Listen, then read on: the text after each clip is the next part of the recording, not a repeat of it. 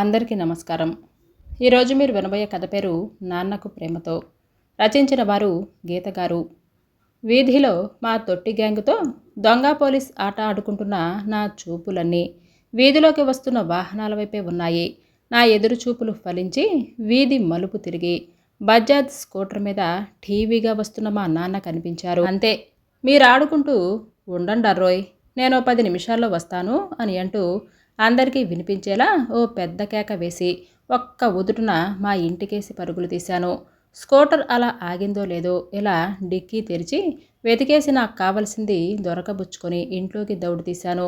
Scooter ఆగిన శబ్దానికి బయటికి వచ్చిన మా అమ్మ పాలకోవా డబ్బాతో ఇంట్లోకి పరిగెడుతున్న నన్ను చూసి, చిన్ని, నీకు కావాల్సింది ఒక్కటే, ఇంట్లోకి తీసుకువెళ్తే సరిపోయిందా? ఈ డిక్కీలోని మిగతా సరుకులు ఇంట్లోకి తీసుకురావటానికి ఓ చెయ్యి వేయొద్దు, రా ఇలాగా అని అంటూ ఓ అరుపు అరిచింది. నాన్నకేసి తిరిగి, అయితే మీరు బజారు వెళ్ళేటప్పుడు మీ చెవిలో గుసగుసలాడుతూ అది చెప్పింది ఇదన్నమాట. ఇలా అడిగినవి అడిగినట్లు కొనిస్తూ పోతే ఎంత సంపాదనైనా ఏం సరిపోతుంది చెప్పండి అని అంటూ నాన్న మీద విసుక్కుంటూ నెమ్మదిగా సరుకులు ఇంట్లోకి చేరవేయటం మొదలుపెట్టింది. అందరూ ఇలా పిల్లల్ని షికార్లకు తిప్పి హోటల్లో తినిపించే స్తోమత ఎలాగూ లేదు కదా. నా అదృష్టం కొద్దీ నువ్వు పిల్లలు కూడా నా చాలీచాలని గుమస్తా జీతంతో తీర్చగలిగే కోరికలే తప్ప అంతకు మించినవి ఏవీ కోరరు. అడపా దడప అవి కూడా తీర్చకపోతే ఎలా చెప్పు? మిగతా సామాన్లు ఇంట్లోకి తీసుకొస్తూ తేల్చేశారు నాన్న.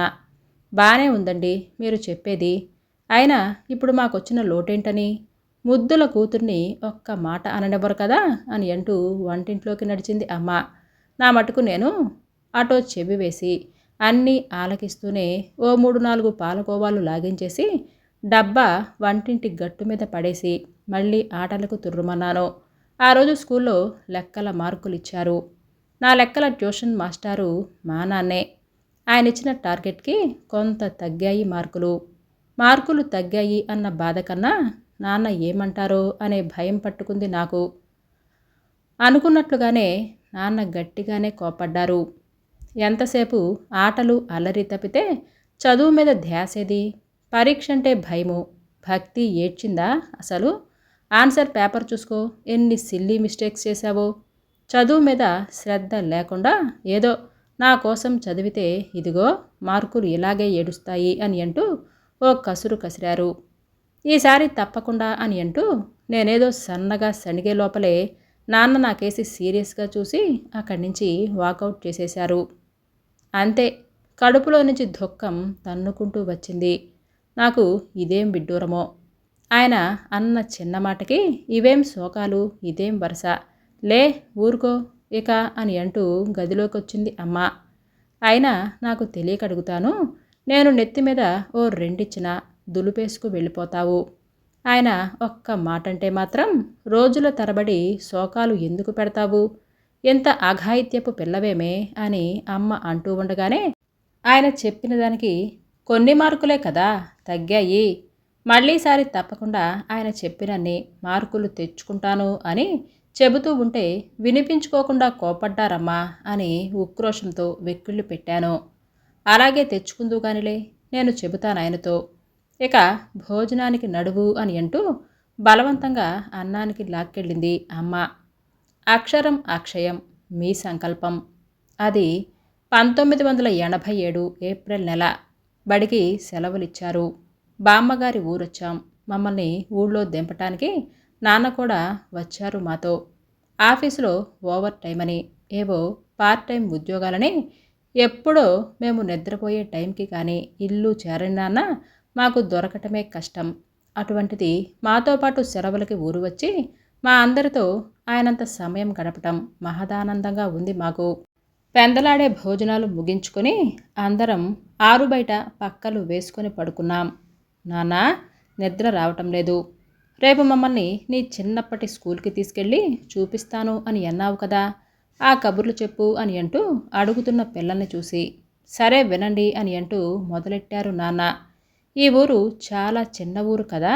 అప్పట్లో ఇక్కడ 5వ తరగతి వరకే ఉండేది బడి. ఆ పై చదువులు చదవాలంటే పక్క ఊరికి వెళ్ళాలి. అక్కడ కూడా 8వ తరగతి వరకే ఉండేవి క్లాసులు. ఆ పైన చదవాలంటే టౌన్కి వెళ్లాల్సిందే మేము. 5వ తరగతి వరకు ఎలాగో కానిచ్చేశాం. కానీ 6వ తరగతికి వచ్చేసరికి వచ్చింది చిక్కు. పక్క ఊళ్ళో బడికి వెళ్ళాలంటే పడవలో కాలవ దాటి అవతలి ఒడ్డుకి వెళ్ళాలి. నా చిన్నప్పుడే మీ తాతగారు అంటే మీ నాన్నగారు పోవటంతో మా చేతుల్లో అస్సలు డబ్బులుండేవి కాదు. పడవవాడికి ఇవ్వటానికి డబ్బులు లేక బట్టలు పుస్తకాలు నెత్తిమీద పెట్టుకుని నడుంలోతు నీళ్లలో నడుస్తూ అవతలి ఒడ్డుకు చేరి బట్టలేసుకుని స్కూలుకు వెళ్ళేవాళ్ళం అని అంటూ చెబుతున్న నాన్న నాపి, మరి మీ షూస్ జారి నీళ్లలో పడిపోతేనో అని అంటూ నేను వేసిన ప్రశ్నకి చిన్నగా నవ్వి, ఆ రోజుల్లో మీలా మాకేమీ స్కూలు యూనిఫామ్లు షూసు లేవు. 10వ తరగతి వచ్చేదాకా మాకసలు వేసుకోవటానికి చెప్పులు కూడా లేవు. తెలిసిందా? ఉత్తకాళ్ళతోనే నడవటం. అప్పట్లో మా ఊళ్ళో కరెంటు కూడా లేదు. ఇంట్లో ఉన్న ఒకటో రెండో లాంతర్లతో అంతమంది పిల్లలం ఎలా చదువుకోవటం? అయితే మా పక్కింటి వాళ్ళకి ఒక చిన్న కిరాణా కొట్టు ఉండేది. ఆ కొట్లో అసిస్టెంటుగా కూర్చుంటే కొట్లోని దీపం కింద చదువుకోనిచ్చేవారు. అలా వెళ్ళి అక్కడ కూర్చొని చదువుకునేవాడిని. ఇక 9వ తరగతి వచ్చేసరికి టౌన్కి వెళ్ళి చదువుకోవటం మా తలకు మించిన పనైపోయింది. చదువంటే ఎంతో ఇష్టం. బాగా చదువుకోవాలి అని ఆశ. కానీ ఎలా? మా స్కూలు సీనియర్లు కొంతమంది టౌన్లో గది అద్దెకి తీసుకొని అక్కడుండి చదువుకుంటున్నారు అని తెలిసి వాళ్ళని అడిగితే ఎంతో మంచి మనసుతో వాళ్ళ రూమ్లో నన్ను చేర్చుకోవటానికి ఒప్పుకున్నారు. అలా ఉండటానికి ఇల్లు దొరికింది. బాగా చదువుకొని స్కాలర్షిప్లు రావటంతో ఫీజుల భారం కొంత తగ్గింది. అంతకుముందు షాపులో పనిచేసిన అనుభవంతో ఓ 2 షాప్స్లో లెక్కలు రాసే పార్ట్ టైం పని దొరికింది. దగ్గరలో ఉండే ఓ టైలర్ దగ్గర బటన్స్ అవి కుట్టే పని కూడా దొరికింది. అలా వచ్చిన డబ్బుతో నా వంతు రూమ్ రెంట్ కట్టి నోట్బుక్స్ అవి కొనుక్కునేవాడిని. క్లాస్మేట్స్ కొందరు తమ టెక్స్ట్ బుక్స్ ఇచ్చి సహాయం చేసేవారు. అలా ఎలాగో బండి లాగించేసి స్కూల్ ఫైనల్ పాస్ అయ్యాను. ఇక చదువుకోవాలని ఉన్న స్తోమత లేక అక్కడితో ఫుల్ స్టాప్ పెట్టి ఉద్యోగంలో చేరిపోయాను. అదర్రా పిల్లలు, నా స్కూలు చదువు కథ కమామేషు. బాగా పొద్దుపోయింది, పడుకోండిక అని అంటూ ముగించారు నాన్న. అంతా విని సాలోచనగా నాన్నని చూస్తూ, నాన్న, నీది హ్యాపీ స్టోరీనా, సాడ్ స్టోరీనా, what is the moral of the story అని అంటూ మరో ప్రశ్న పొడిచాను. నాకొచ్చిన ధర్మ సందేహానికి నవ్వుతూ, నాది ఖచ్చితంగా హ్యాపీ స్టోరీనే. ఎంతోమంది మంచి వాళ్ళిచ్చిన సపోర్టుతో నేను స్కూల్ ఫైనల్ దాకా చదువుకున్నాను. ఉద్యోగం చేసుకొని నా ఫ్యామిలీని పోషించుకుంటున్నాను. వాళ్లే లేకపోతే నేను ఈరోజు ఎలా ఉండేవాడినో కదా. మీరు కూడా కష్టపడి బాగా చదువుకోవాలి. మంచి ఉద్యోగం తెచ్చుకొని చదువుకోవటానికి డబ్బులు లేని వాళ్ళకి ఎంతో కొంత సహాయం చేయాలి. పేదరికం వలన ఏ విద్యార్థి చదువు ఆగిపోకూడదు. అన్ని దానాల్లోకి విద్యాదానం గొప్పదానం అని అంటూ మా అందరికీ గుడ్ నైట్ చెప్పి వెళ్ళి పడుకున్నారు నాన్న. ఓహో, అందుకనేనేమో చదువుకనో ఉద్యోగానికనో వేరే ఊరు నుంచి వచ్చి మా ఇంట్లో ఎప్పుడూ ఎవరో ఒకరు ఉంటూనే ఉంటారు. నేను కూడా పెద్దయ్యాక నాన్నలా అందరికీ సహాయం చేయాలి అని ఆలోచిస్తూ మెల్లగా నిద్రలోకి జారుకున్నాను. వేసవి సెలవులు ఇంకో వారం రోజుల్లో అయిపోతాయి అని అనగా తిరిగి మా ఊరికి వచ్చేశాం. ఆ రోజు ఆదివారం. ఉదయం టిఫిన్లు అయ్యాక పోయిన ఏడాదివి మా నోట్బుక్స్ ముందేసుకొని కూర్చున్నారు నాన్న. మా పాత పుస్తకాల్లో నుంచి ఏమీ రాయని ఖాళీ కాగితాలను నీటుగా చింపి వాటితో కొత్త పుస్తకాలు కొడతారు. వచ్చే ఏటికి అవే మాకు రఫ్ నోట్బుక్స్. దబ్బనంలోకి దారం ఎక్కిస్తూ, అమ్మడు, నేను వేణుగోపాలరావు గారితో మాట్లాడాను. వెళ్ళి వాళ్ళ అమ్మాయి మాధవి దగ్గర నుండి నెక్స్ట్ ఇయర్ బుక్స్ తెచ్చుకో. ఇదే చేత్తో వాటికి అట్టలు వేసేస్తాను అని అంటుంటే, ఈ ఏడు కూడా మళ్ళీ పాత బుక్సేనా, కొత్తవి కొనునానా అని మారం చేశాను. అదిగో ఆ పేచీలే వద్దనేది. అన్నయ్య చెల్లాయి పాత బుక్స్ వద్దని నీలాగే పేచీలు పెట్టారా అని అంటూ అమ్మ ఇంకా ఏదో అనేలోపే నాన్న కలగజేసుకొని కొత్తట్టలు వేసి, ఎంచక్క నీకిష్టమైన లేబుల్స్ వేస్తాన్రా, అప్పుడు చూడు, నీ బుక్స్ కొత్త వాటికంటే బాగుంటాయి అని అంటూ ఇట్టే మురిపించి మరిపించటంతో సరేనని తలోపి నెక్స్ట్ ఇయర్ బుక్స్ తెచ్చుకోవటానికి మాధవి వాళ్ళ ఇంటికి తుర్రుమన్నాను. కోచింగ్ క్లాస్ నుంచి ఇంట్లోకి అడుగు పెడుతున్న నాకు నాన్న పెదనాన్నగార్ల సంభాషణలు చెవిన పడింది. ఆడపిల్లలకి అంత పెద్ద చదువులు ఎందుకురా, వాళ్ళకన్నా ఎక్కువ చదివిన వాళ్ళని తీసుకురావటం కష్టమైపోతుంది. ఆ తర్వాత ఊళ్ళో ఉన్న కాలేజీలో డిగ్రీ చేయించి పెళ్ళి చేసేస్తే నీ బాధ్యత తీరిపోతుంది కదా. నాన్నకు నచ్చజెబుతున్నారు పెదనాన్నగారు.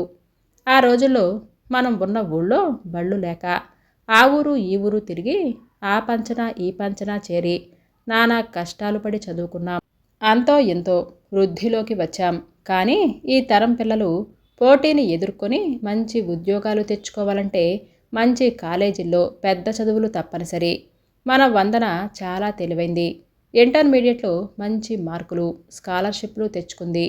దానికి ఇంజనీరింగ్లో సీటు ఎక్కడొస్తే అక్కడికి పంపి చదివిస్తాను. నేను నా పిల్లలకి ఇవ్వగలిగే ఆస్తి చదువే అన్నయ్య. వాళ్ళు ఎంత చదువుకుంటే అంతా చదివిస్తాను అని అంటున్నారు నెమ్మదిగా నాన్న. సర్లేరా, నీ ఇష్ట ప్రకారమే కానివ్వు. చదువంటే నీకున్న ఇష్టమే నీ పిల్లలకు వచ్చింది. అందరికీ చక్కగా చదువు అబ్బి వృద్ధిలోకి వస్తున్నారు. డబ్బేమైనా అవసరమైతే చెప్పు, మొహమాట పడకు అంటున్న పెదనాన్నగారిని ఆపి, లేదన్నయ్యా, పిల్లల చదువుకని వేరువేరు చీటీలు కట్టాను. ఆ డబ్బులు ఉన్నాయి.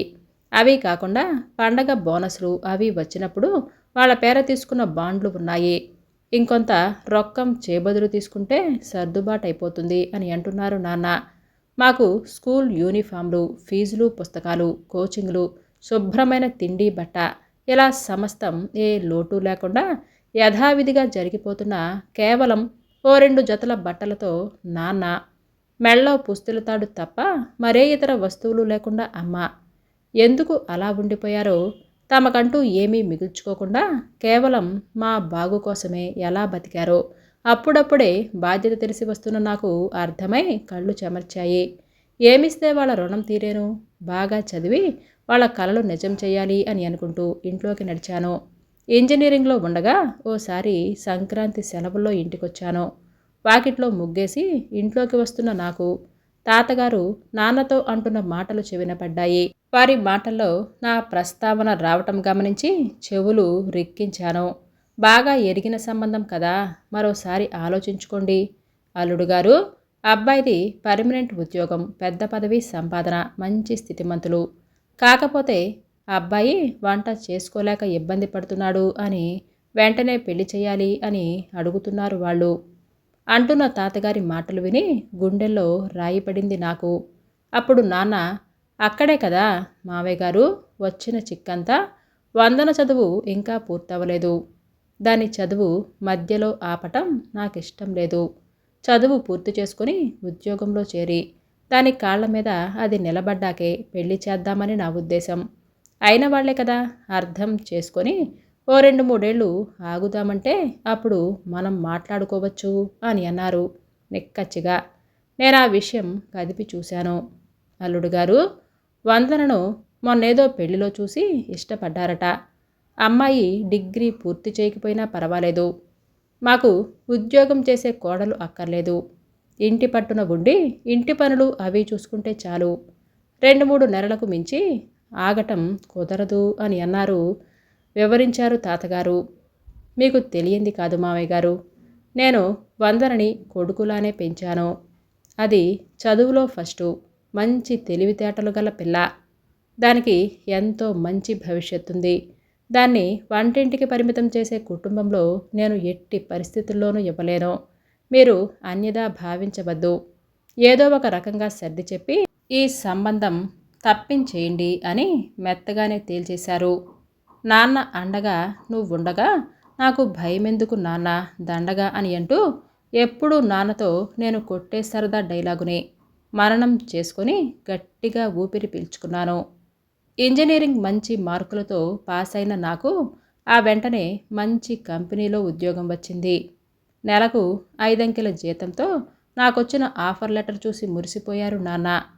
హైదరాబాద్లో మకాం మార్చవలసి వస్తుంది.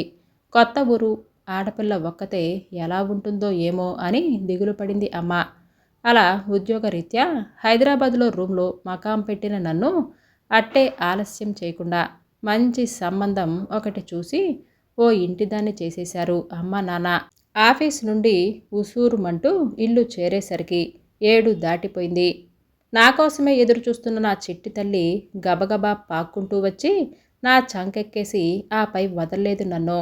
దాన్ని చంకనేసుకునే ఆ పని ఈ పని తెముచ్చుకొని కాస్తలా కూర్చున్నానో లేదో నాన్న దగ్గర నుంచి ఫోను. ఏరా, ఈ మధ్య ఫోను లేవు, అంతా కులాసా ఏనా? చంటిది అల్లుడుగారు బాగున్నారా అని అంటూ చల్లని పలకరింపు.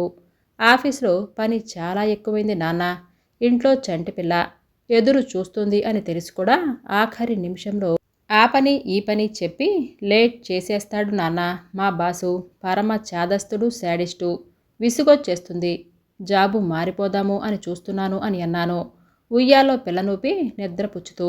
వందన, బాసు కష్టాలు లేనిదెవరికి? ఆ రోజుల్లో మావి ఏవో వానాకాలం చదువులు, అరాకొరా జీతాలతో దొరక్క అబ్బరంగా దొరికే చిరు ఉద్యోగాలు. మీలా కాస్తకి కూస్తకి ఉద్యోగాలు మారే అవకాశం మాకు లేదు కాబట్టి బాసు ఎలాంటి వాడైనా సరే సర్దుకుపోయేవాళ్ళం. కొన్నాళ్ళకి పరిస్థితులు అవే చక్కబడేవి.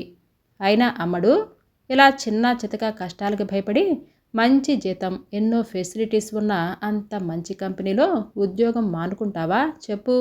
ఆ వెళ్ళే కొత్త జాబులో మాత్రం అన్నీ బాగుంటాయని గ్యారెంటీ ఏంటి? అతిగా ఆలోచించి మనసు పాడు చేసుకోకు, ధైర్యంగా ఉండు, అన్నీ అవే సర్దుకుంటాయి అని అంటున్న నాన్న మాటలు వింటూ ఆలోచనలోకి జారుకున్నాను. నిజమే కదా, కొత్త చోట కూడా ఇలాంటి త్రాష్టుడే తగలడితేనో భయపడి పారిపోతే ఎలా? నాన్న చెప్పినట్లు ఓర్పుతో పరిష్కరించుకోవటమే బెటర్ అని అనుకుంటూ ఫోన్ పెట్టేశాను. అన్నయ్యకి హైదరాబాద్ బదిలీ అవ్వటంతో ఈ మధ్యే అమ్మ వాళ్ళు హైదరాబాద్కి మకాం మార్చారు. ఆఫీస్ నుండి ఆగ మేఘాల మీద అమ్మ వాళ్ళింటికి చేరాను. సోఫాలో కూర్చొని వార్తలు చూస్తున్న నాన్న పక్కన చేరి నా బ్యాగ్లో నుండి ప్రమోషన్ లెటర్ తీసి ఆయన చేతికిచ్చాను. ఆ లెటర్ తీసుకొని చదివిన నాన్న కళ్ళు మెరిశాయి. నా గొంతు విని లోపల నుంచి వచ్చిన అమ్మతో, చూడవే, వందనకి ప్రమోషను, మంచి ఇంక్రిమెంటు వచ్చాయి.